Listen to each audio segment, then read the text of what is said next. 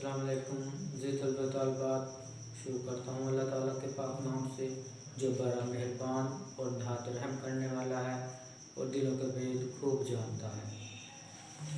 आज हम ताब बाजवान इस्लाम इस नज़म की तशरीह समझेंगे। ये हमारा आज पे दूसरा लेक्चर है। पहले 3 इशार की तशरीह पहले लेक्चर में मुकम्मल हो चुकी है। ये 3 हिस्सों पर मुश्तमिल होगा ये लेक्चर। आज हम चौथे, पाँचवें, छठे और सातवें शेर की तशरीह समझेंगे। इससे पहले लेक्चर में शायर का तारुफ और नज़म का तारुफ इस पर तफसील से बात हो चुकी है। आज हम डायरेक्ट अपने मौजू पर बात करेंगे। बांगे दराज से ये ली गई है नज़म, तो इसका आज हम चौथा शेर इसकी तशरीह समझते हैं। समा अल फ़क्र फ़ख्री का रहा शान अमारत में, बाप रंग खाल खत चे हाजत रोए जे बारा। बाप रंग खाल खत चे हाजत रोए जे बारा। बहुत ही खूबसूरत शेर डॉक्टर मोहम्मद इकबाल का, जिसमें उन्होंने तज़मीन का इस्तेमाल किया है।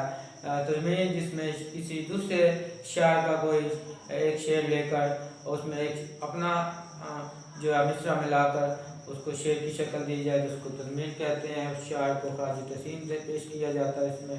तो पहला जो मिसरा है, समा अल फ़क्र फ़ख्री का रहा शान इमारत में, ये नबी पाक सल्लल्लाहु अलैहि वसल्लम की एक हदीस का मफ़हूम इसमें आ जाता है कि फ़ख्र जो है मेरा फ़ख्र है, इस पर फ़ख्र है। नबी पाक सल्लल्लाहु अलैहि वसल्लम ने कोई शहाना अंदाज नहीं बनाया था, एक सादगी की ज़िंदगी अख्तियार की थी। तो इसलिए यह आपकी हदीस का मफ़हूम भी है। समा अल फ़क्र फ़ख्री, फ़ख्र मेरा फ़ख्र है। ये नबी पाक सल्लल्लाहु अलैहि वसल्लम की हदीस का इसमें मफ़हूम बयान किया है डॉक्टर मोहम्मद इकबाल ने। तो सबसे पहले हम मुख्तसर मफ़हूम देखते हैं।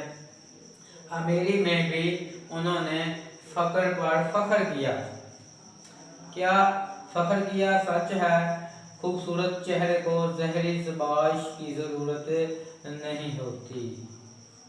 तो बहुत ही खूबसूरत शेर है कि हमारे जो असलाफ थे, जो सहाबा कराम थे, जो खुलफाए राशिदीन थे, तो उन्होंने क्या किया कि हमेशा सादा ज़िंदगी गुजारी है। तो डॉक्टर मोहम्मद इकबाल ने इस नज़म के अंदर उनके जवानों को उनके बावजूदात के कारनामों से, उनके असलाफ की, उनकी कदरों से मुतासर करने की कोशिश की है। ये बताने की कोशिश की है कि वो लोग जो है फ़ख्र पर भी नाज था उनको, तो वो कोई शाना अंदाज नहीं अपनाते थे, कोई दिखावा नहीं करते थे। तो सादगी को अपनाकर उन्होंने एक दुनिया पर जो है हुकूमत की एक ज़माना था, उनका अरूज था। तो आज का मुसलमान जो है वो सिर्फ ज़ाहिरी तौर पर नशे नुमा दिखाता है। तो खूबसूरत चेहरे को तो ज़ाहिरी ज़बाइश की ज़रूरत, खूबसूरत चेहरे को ज़ाहिरी नुमाइश या ज़बाइश की ज़रूरत नहीं होती है। तो उनका किरदार ही, उनका अमल ही सबके सामने था, खुशबू की तरह था। तो आज के जो मुसलमान क्या है, वो सिर्फ जो है फैशन पे जो है उसकी तवज्जो होती है। जैसे किसी शायर ने कहा ना कि हकीकत छुप नहीं सकती बनावट के असूलों से, हकीकत छुप नहीं सकती बनावट के असूलों से, खुशबू आ नहीं सकती कागज़ के फूलों से। तो वो कागज़ी फूल बनकर रह गए हैं। तो हमारे बावजूदात ने एक दरवेशाना ज़िंदगी गुजारी, सब कुछ होते हुए भी नबी पाक सल्लल्लाहु अलैहि वसल्लम अरब के बादशाह होने के बावजूद, दो जहानों के बादशाह होने के बावजूद आपकी ज़िंदगी का अगर हम मुताला करते हैं तो सादा लिबास, कम से कम खाना, कम से कम सोना, तो टाट का बिस्तर जो है ये आपको बिछोना होता था। तो आपने कोई शहाना अंदाज नहीं बनाया, बल्कि फ़ख्र पर आपको फ़ख्र था। इसके अलावा सहाबा कराम की ज़िंदगी देख लें, खुलफाए राशिदीन की ज़िंदगी को देख लें। हज़रत अबू बकर सिद्दीक़ रज़ी अल्लाह तआला अन्हु हैं, या हज़रत उमर रज़ी अल्लाह तआला अन्हु हैं, हज़रत उस्मान रज़ी तआला अन्हु, हज़रत अली रज़ी अल्लाह तआला अन्हु को देख लें। हमेशा आपने सादगी को ही तरजीह दी है। इसी तरह सहाबा के बाद ताबईन, तबा ताबईन और औलियाए अल्लाह जो है उनका भी यही अमल रहा कि उन्होंने भी हमेशा जो है सादगी को अपनाया और दुनिया को तरजीह नहीं दी, बल्कि आखिरत को देखा और कि जितना काम होगा उतना हिसाब भी काम ही देना पड़ेगा। हज़रत उमर रज़ी अल्लाह ताला अन्हु जो है वो देख लें, जब उनका अपना हुक्मरानी का दौर होता है तो उनका जो गुलाम है उसके साथ जब वो अपनी सवारी पे होते हैं तो आपकी बारी होती है कि पैदल चलने की, तो गुलाम कहता है कि आका बैठ जाएं सवारी पे, तो नहीं, फरमाया कि नहीं, जो इंसाफ है, जो अदल है, जो मुसावात है वो कायम होगी। तो दिखावा नहीं किया बल्कि अमली किरदार साबित कर दिया। इस तरह आपने एक दुनिया पर जो है हुकूमत की। ग़ज़वा तबूक में देख लें, हज़रत अबू बकर सिद्दीक़ रज़ी अल्लाह ताला अन्हु जो है घर का सारा माल लेकर आ जाते हैं। नबी पाक सल्लल्लाहु अलैहि वसल्लम ने पूछा कि कुछ घर वालों के लिए भी छोड़ा, फरमाया अल्लाह और उसका रसूल छोड़ कर आया हूँ।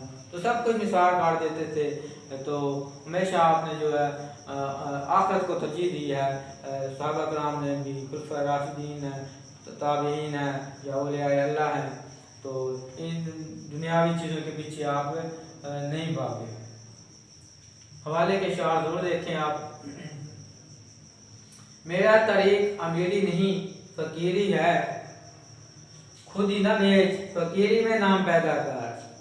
आज का इंसान क्या है, वो उसकी जो खुद ही, जिसका डॉक्टर अल्लामा मोहम्मद इकबाल ने अपनी शायरी में बार बार जिक्र किया, अपनी अना, अपनी इस्तेनफ़्स, उसको जो है वो बिल्कुल उसने दाव पर लगा दिया। आज हम क्या है, मगरब के गुलाम बने हुए हैं, सूद दर सूद के चक्कर में फंसे हुए हैं।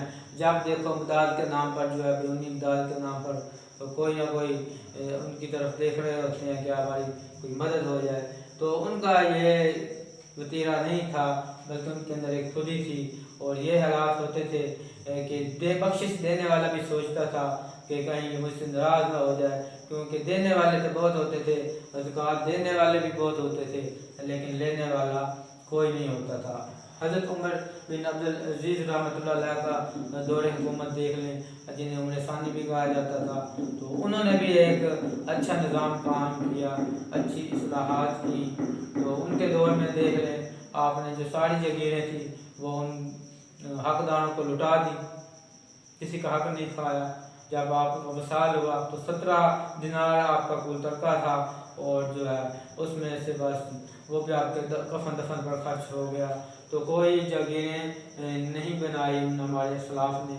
तो अल्लामा इकबाल ने भी मुसलमानों के अंदर यही खुदी का जज्बा परवान चढ़ाने की कोशिश की है, पैगाम दिया है कि हमें जो है ज़ाहिरी नुमाइश करने की बजाय अमली किरदार बनाना होगा, तब जाकर जो है हम जो है दुनिया में अपना नाम मुकाम और पहले जैसा अरूज हासिल कर सकते हैं। ना इराम में रहे बाकी, ना तो राह में रहे बाकी। वो बंदे फ़कर था जिनका हलाक कैसरो किसरा। तो सहाबा कराम ने इसी फ़कर को बनाकर ही कैसरो किसरा को जो है उनकी जो बुलंद वाला महल थे, उनको उनका जो गरूर था, उन बादशाहों का गरूर खाक में मिला दिया। तो आज का जो मुसलमान है वो उन अखलाकी कदरों से खाली है, और उसको जो है अपनी तरबियत की ज़रूरत है, एक अमली और बाक़िरदार मुसलमान बनने की ज़रूरत है। उम्मीद है आपको शेख की तशरीह समझ आ गई होगी। अब हम नेक्स्ट शेख की तशरीह समझते हैं। एक शेर में आ रहा है, मैं आखिरी बयान कर देता हूँ। हर कोई मस्त में ज़ौक़े तने आसानी है, हर कोई मस्त में ज़ौक़े तने आसानी है, तुम मुसलमान हो ये अंदाज़े मुसलमानी है। ये डॉक्टर अल्लामा मोहम्मद इकबाल के ही इशार हैं। हैदरी फ़क्र है ने दौलत आसमानी है, हैदरी फ़क्र है ने दौलत आसमानी है, तुमको असलाफ से क्या निस्बत रूहानी है। हमें अपने असलाफ से, अबाउजात से, मुकाबरीन से अब पहले जैसी वो रूहानी निस्बत नहीं रही, वो चीज़ हमारे अंदर नहीं रही जो हमारे उन असलाफ के अंदर मौजूद थी। गैरत थी, अना थी, खुदी थी। तो इसलिए यही वजह है कि हमने जो कशकोल उठा लिया, हमेशा दूसरों पर निसार करना सीख लिया, तो जिसकी की वजह से जो है हमने अपना मुकाम खो दिया, कुरान सुन्नत को जो है तर्क कर दिया, तो फिर जिल्लत और रसवाई जो है हमारा मुकद्दर बनी हुई। नेक्स्ट शेर देखें जी, गदाई में भी वो अल्लाह वाले थे घ्यूर इतने, गदाई मतलब फकीरी, घ्यूर गैरतमंद कि मिन्नत को खुदा के डर से बख्शिश करना था यारा। मिन्नत कहते हैं अमीर आदमी को, खुदा मांगने वाला, बख्शिश को यतिया, यारा मतलब हिम्मत और जुरत। वो ये भी बहुत खूबसूरत शेर है। अगर आप मोहम्मद इकबाल का मफ़हूम देखें, मुसलमानों की गैरत ये थी कि वो किसी के आगे हाथ ना फैलाते थे और अमीर बख्शिश देने से पहले सोचता था। पहले भी ये बात बयान हुई कि मुसलमान जो हमारे काबरीन थे, जो सलाफ थे, उनके अंदर गैरत थी, अना थी, खुददारी थी, उनका एक मुकाम था, एक शान थी। तो कैसर किसरा जैसी ताकतें लरज़ जाती थी। हज़रत उमर रज़ी अल्लाह अन्हु का नाम सुनकर वो कांप जाते थे। उनके दौर में ये ईरान फतह हुआ था, तो वो कोई उस वक्त सुपर को पावर ताकते थे, लेकिन हमारे इस्लाफ ने, उन सहाबा कराम ने, हमारे काबरीन ने कुरान सुन्नत के मुताबिक नबी पाक सल्लल्लाहु अलैहि वसल्लम की सीरत हसना को अपनाकर और सादगी को अपनाकर जो है एक मुकाम पाया, फतूहात की, और फिर जो है बातल ताकतों को शिकस्त फाश से दो चार किया। तो मुसलमान जो है किसी के आगे हाथ फैलाने वाला नहीं है। आज पता नहीं हमारी अना और खुददारी को क्या हो गया आज के मुसलमानों को, कि जब भी देखो वो दूसरों की तरफ देख रहा होता है। आज का मुसलमान वर्ल्ड बैंक, IMF और अमेरिका जैसे जो है बड़ी ताकतों की तरफ जो है कर्जे और फंड लेने के लिए जो है हमारी हुकूमतें देख रही हैं। तो ये चीज़ जो है एक मुसलमान की गैरत को जो है गवारा नहीं होती हैं, बल्कि हमें खुद जो है इंडिपेंडेंट होना होगा और खुद पे निसार करना होगा। अल्लाह ताला ने हमें हर तरह की दौलत से इस मुल्क को माला माल किया है, हमें उन वसाइल से फ़ायदा उठाना होगा। मुआहद मदीना की मिसाल देख लें। जब वो मक्का से मदीना सहाबा कराम हिजरत करके आते हैं, तो आपके जो साथी थे तो उनको अंसार ने मदद की। जिसके 2 घर थे उसको एक घर पेश किया, जिसका कारोबार था उसको आधा कारोबार में शराकत की। लेकिन मुसलमानों की, सहाबा कराम की जो गैरत थी, उन्होंने कहा नहीं, आप हमें बाजार का रास्ता बताएं। जिसकी ज़मीन थी उससे कहा मैं यहाँ पे खेती बाड़ी करूँगा, हल चलाऊँगा, तुम्हारा हाथ बटाऊँगा, तुझ पे बोझ नहीं बनूँगा। तो इस तरह सहाबा कराम ने जो है भाईचारे की फ़िज़ा कायम की और बजाय अंसार पर बोझ पड़ने के बल्कि उनके साथ मिलकर जो है काम किया, उनकी मदद की और फिर इस तरह ज़िंदगी गुजारी। तो आज का मुसलमान वही बात कि उन आलमी ताकतों की तरफ देखकर, उनसे कर्जे लेकर, सूद दर सूद कर्जे लेकर उस जाल में फंसता जा रहा है। तो सूद दर सूद की जो लानत है उसमें फंस चुका है और इस तरह जो मुल्क की तरक्की है, जो फलाह आमा के काम है, वो कर्ज़ों में जो है सारा जो है बोझ बढ़ता जा रहा है, आवाम पे महंगाई बढ़ती जा रही है। अगर हम पुरानी तालीमात के मुताबिक हमारी हुकूमतें भी तवज्जो दें और एक सामने निज़ाम लाएँ, तो बहुत सी मुश्किलात मसाइल हल हो सकते हैं। कोई अंदाज़ा कर सकता है, हवाले के अशार ज़रूर लिखने हैं आपने, एक शेर में 2 से 3 अशार, ये मैं हमेशा बताता हूँ आपको। कोई अंदाज़ा कर सकता है उसके ज़ोरे बाजू का, निगाहें मर्दे मोमिन से बदल जाती हैं तकदीरें। ये भी डॉक्टर मोहम्मद इकबाल का ही शेर है। पानी पानी कर गई मुझे कलंदर की ये बात, तू झुका जब गैर के आगे ना तन तेरा ना मन। तो किसी गैर के आगे हाथ फैलाने से जो है इंसान की इज्जत नफ्स मजरूह होती है, उसकी जो खुदारी है वो भी कायम नहीं रहती। उम्मीद है आपको इस शेर की तशरीह भी समझ आ गई होगी। अब हम छठे शेर की तशरीह समझते हैं। अगर चाहूँ तो नक्शा खींच कर अल्फाज में रख दूँ, मगर तेरे तखय्युल से फजूं तर है वो नज़ारा। तखय्युल कहते हैं ख्याल, सोच, फजूं तर बढ़कर। ए नौजवान, अगर मैं चाहूँ तो तेरे आबा व अजदाद की अजमत को तेरी आंखों पर आश्कार कर सकता हूँ, लेकिन तेरी सोच वहाँ तक नहीं पहुँच सकती।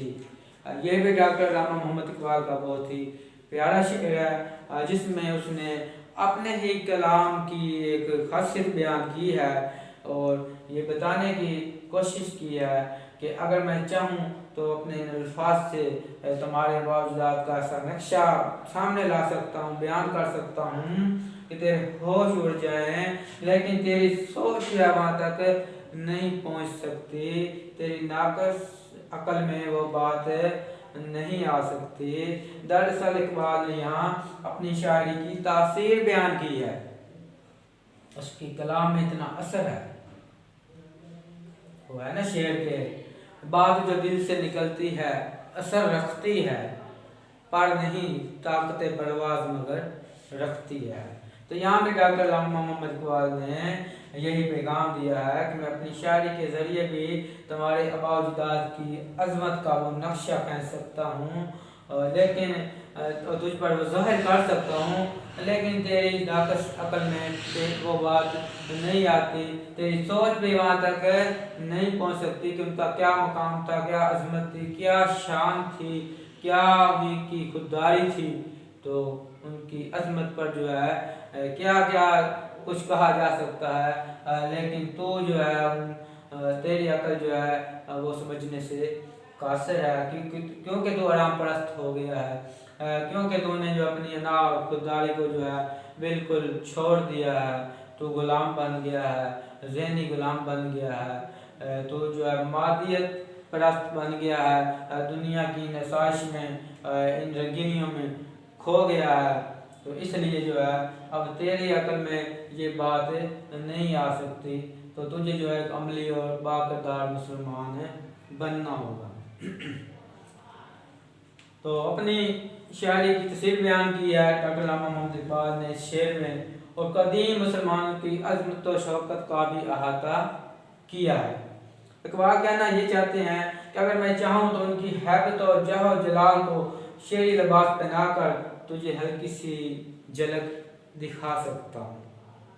ऐसा वो शेर है ना कि दश्त तो दश्त सहरा भी ना छोड़े हमने, दश्त तो दश्त सहरा भी ना छोड़े हमने, बहरे जुल्मात में दुरा दिए गोरे हमने।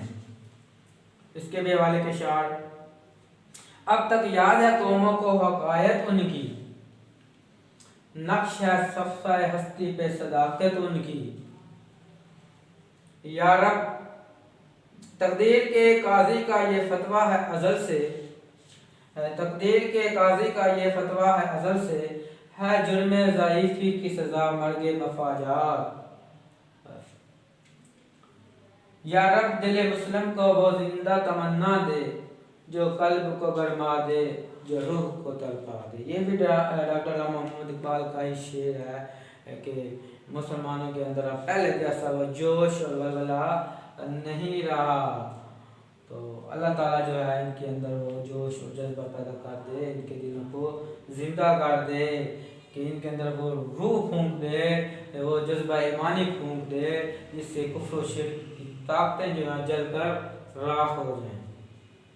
उम्मीद है आपको शेर की तशरीह समझ आ गई होगी। अब हम साथ में शेर की तशरीह समझते हैं। तो ये आवाज़ से अपने कोई निस्बत हो नहीं सकती, कि तो गुफ्तार वो करदार तो साबत व सयारा। अबा अबा अजदाद गुफ्तार बातें करने वाला। तो आज का मुसलमान गुफ्तार का गाजी बना हुआ है। ऐ नौजवान मुस्लिम, तुझे अपने आबा व अजदाद से कोई ताल्लुक नहीं, वो अमल करते थे जबकि तुम अमल से खाली हो। ये इसका मफहूम है तो हमारे बाप दाद जो थे वो सिर्फ बातें नहीं करते थे बल्कि जो कहते थे उस पर अमल भी करते थे। लेकिन आज का मुसलमान क्या है, वो बतूनी बन गया है, ख्याली पुलाव पकाने वाला है और शेख चिल्ली जैसे ख्वाब देखने वाला है, मादिद प्रस्त बन गया है, दुनिया की रंगीनियों में खो गया है, राम प्रस्त बन गया है, ऐशों में मुब्तला हो गया है, जिसकी वजह से जिल्त और रसवाई उसका मुकद्दर बन गई है और वो ज़माने में जो है उसका पहले जैसा मुकाम नहीं रहा। तो हमारे जो बावजदाद थे उनमें एक मिसाल इस तरह भी हमारे इस्लाफ की दे सकते हैं कि एजाज बिन यूसुफ ने धमकी दी थी राजा दहार को कि उन लुटेरों ने जिन्होंने लूटा है हमारे मुसलमानों को और हमारी बुजुर्गों को, बच्चों को और औरतों को कैदी बनाया है, उनको वापस काट दो। राजेदार ने कोई अच्छा माकूल जवाब नहीं दिया और ये सोचकर कि ये तो बहुत दूर बैठे हैं, मेरा क्या बिगाड़ लेंगे। लेकिन हजाज बिन यूसुफ ने फिर इतनी दूर लश्कर भेजकर मोहम्मद बिन कासिम की सरबराही में वहाँ पर जो है लश्कर कशी की और शिकस्त दी और ये बता दिया कि मुसलमान जो है अपनी गैरत का सौदा नहीं करता। जब उस औरत ने वहाँ आवाज़ दी थी हजाज बिन यूसुफ तक, जब वो बात पहुँची तो फिर उसने वहाँ पे लश्कर भेजा और फिर राजेदार को शिकस्त दी और ये साबित कर दिया कि मुसलमान जो कहता है वो करता भी है। सहाबा किराम के आप अगर आप देखें तो उन्होंने भी दूर दराज तक फतूहात की, इस्लाम की तबलीग के लिए भी गए। तो आप देख सकते हैं कि उनकी कब्रें और मज़ारात दुनिया के कोने कोने में हैं। तो स्पानिया में, मिस्र में, मराकश में, अफ्रीका में, अफ़गानिस्तान में, तुर्किस्तान में, उर्दन है, शाम है या कुस्तुनतुनिया है या हिंदुस्तान है, अरब इराक या करबला में, हर जगह पे जो है दुनिया के हर एक खित्ते में उनकी कब्रें, उनके मज़ारात मौजूद हैं, जिस बात की गवाही है कि वहाँ पर इस्लाम की सरबुलंदी के लिए, दीन की तबलीग के लिए और फतूहात के लिए दुनिया के कोने कोने में गए। लेकिन आज का मुसलमान क्या है, वाजिद प्रस्त बन गया है और दुनिया की नगीनियों में खो गया है और वो अमली तौर पर काफ़ी कदरों से भी खाली है, जिसकी वजह से वो ज़वाल का शिकार हुआ है। हवाले के शार और लिखेंगे, ऐ नौजवान थे तो आबा हो तुम्हारे ही, मगर तुम क्या हो, हाथ पर हाथ धरे मुंतज़िरे फरदा हो। ये देखिए, ये भी अहमद इकबाल का ही शेर है कि वो भी तुम्हारे ही बावजूद इत्फामी अंदाज बनाया है, सवाल कर रहे हैं कि वो क्या थे, उनकी मुकाम, उनका एक मुकाम था, अजमत थी, उनकी शान थी, लेकिन अब तुम हाथ पर हाथ धरे मुस्तकबिल में कुछ अच्छा होने की उम्मीद रखे हुए हो। तो इस तरह नहीं होता है, बल्कि कुछ करने से ही कुछ हासिल होता है, इंसान को वही कुछ मिलता है जिसकी वो कोशिश करता है। हमने कोशिश करना भी छोड़ दिया है। तो खड़े पानी का जो सुकून होता है वो खरा पानी जो है वो वहाँ पे बदबू पैदा कर देता है। तो इस तरह जो है हरकत में रहना चाहिए और जिंदगी नाम भी तब्दीली का ही है। तो देखें फिर उनका शेर के सुकून महाल है कुदरत के कारखाने में, सबात एक तगैयर को है ज़माने में, तब्दीली है जो हमेशा रहती है। इसलिए हरकत करने से ही कोई बरकत होगी। अगर मुसलमान यूं ही बैठा रहेगा कि मेरे काम खुद ब खुद बन जाए, तो ऐसा नहीं होता है। कोशिश करना इंसान का काम है। खुदा तुझे किसी तूफान से आशना कर दे कि तेरे बहर की मौजों में इत्तराब नहीं। अब मुसलमान के अंदर वो पहले जैसे बेचैनी नहीं, वो पहले जैसा जोश और जज्बा नहीं रहा है। अब तूफानों से उलझना, उनसे टकराना ये किसी मर्द मोमिन का काम होता है, लेकिन आज का मुसलमान अखलाकी कदरों से खाली है। इसी वजह से ये डॉक्टर अहमद इकबाल जो है दुआ या अंदाज बना रहे हैं कि काश तेरे अंदर भी कोई इज़्तिराब पैदा हो, बहर की कोई मौज जो होती है जिसके अंदर जो है वो ठाठे मारता जो समंदर होता है, उसके अंदर जो लहरें होती हैं उनमें इज़्तिराब, बेचैनी, एक हरकत होती है। तो हमारे अंदर वो चीज़ नहीं रही, हमारे अंदर वो जोश और वो वलवला नहीं रहा तो मुसलमान को एक अमली और बाकरदार मुसलमान बनकर ही कुछ करना होगा, मुस्तकबिल के लिए अपने आप को जो है तैयार करना होगा, और तभी मुसलमान जो है दुनिया और आखिरत में कोई मुकाम पा सकता है। वो कुरान सुन्नत के मुताबिक ज़िंदगी करे, नबी पाक सल्लल्लाहु अलैहि वसल्लम के उस असर को सामने रख कर अगर ज़िंदगी गुजारेगा तो फिर वो ज़रूर दुनिया और आखिरत दोनों में कोई मुकाम हासिल कर लेगा। जी तलबा तालिबात, उम्मीद है आपको इन शार की समझ आ गई होगी। इसके बाद हम तीसरा लेक्चर इस पे अपलोड हो जाएगा इंशाल्लाह, वो उसमें बाकी शार की भी तशरीह आपको मिल जाएगी। फ़ख्र भट्टी के नाम से आपने मेरा चैनल ज़रूर सब्सक्राइब करना है। दुआओं में याद रखिएगा। अल्लाह हाफ़िज़।